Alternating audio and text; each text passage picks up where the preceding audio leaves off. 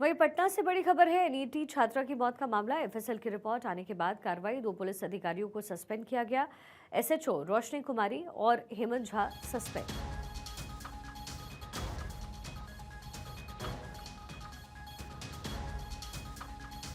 सर्वेश मेरे सहयोगी इस समय पटना से कनेक्टेड हैं। सर्वेश, क्या कुछ जानकारी है? क्योंकि फॉरेंसिक रिपोर्ट भी अब सामने आ गई है। अब जाहिर है जो सच्चाई है वो खुल करके सामने आ जाएगी। अब तक क्या कुछ अपडेट है इस पूरे मामले में?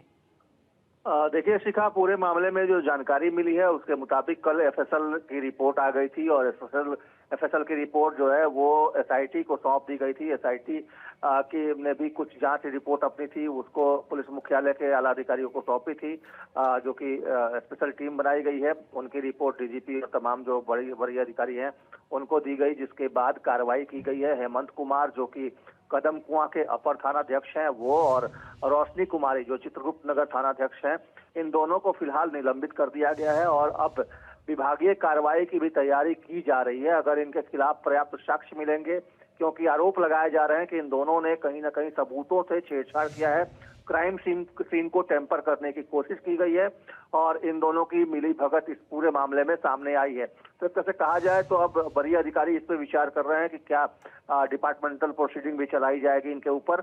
इसके अलावा एक और अहम जानकारी एफएसएल की रिपोर्ट में सामने आई है, जिसमें माना गया है कि लड़की के कपड़े पे जो मेल स्पर्म है उनके निशान मिले हैं। उसकी जांच अब पुलिस कर रही है और जो भी इस मामले के संदिग्ध आरोपित हैं उन सबकी जांच होगी। उनका डीएनए सैंपल लिया जाएगा और उसका मिलान कराया जाएगा और उसके बाद जो भी इस पूरे मामले में दोषी होगा उसके खिलाफ कार्रवाई होगी। हालांकि सवाल लगातार यही उठाए जा रहे थे कि जिस तरीके से इस पूरे मामले में जो एएसपी हैं अभिनव धीमान, जिन्होंने पहले ही दिन सीधे तौर पे इस पूरे मामले को एक तरह से कहा जाए तो रफा दफा करने की कोशिश की थी, तो अब उनके खिलाफ भी कार्रवाई की मांग लगातार हो रही है। अब देखने वाली बात होगी कि आगे क्या कुछ होता है। हालांकि पुलिस अधिकारियों का कहना है कि कुछ और लोग हैं जिन पे गाज गिरेगी।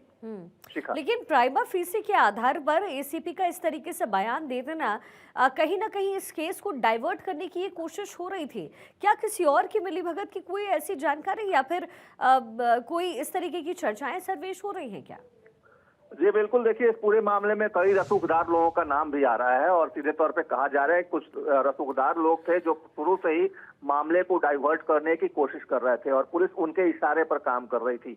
रोशनी कुमारी के संपत्ति की जांच की भी मांग हो रही है, हेमंत कुमार झा के भी संपत्ति की जांच की मांग हो रही है।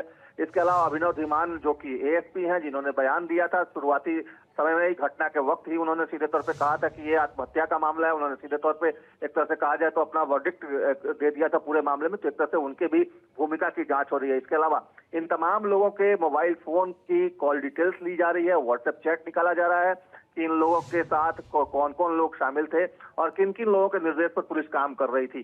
तो इन तमाम चीजों के ऊपर भी अब जांच का दायरा बढ़ चुका है और जांच की जो सुई है अब उस तरफ घूम गई है जो इनके आला कमान थे, जिनके इशारे पर इन लोगों ने क्राइम सीन को टेम्पर करने की कोशिश की है। तो एक तरह से कहा जाए तो पूरे मामले में बहुत जल्द खुलासा होगा और एसआईटी उस दिशा में आगे बढ़ रही है। चलिए ठीक है सर्वेश, बहुत शुक्रिया। आप लगातार नजर बनाकर रखें।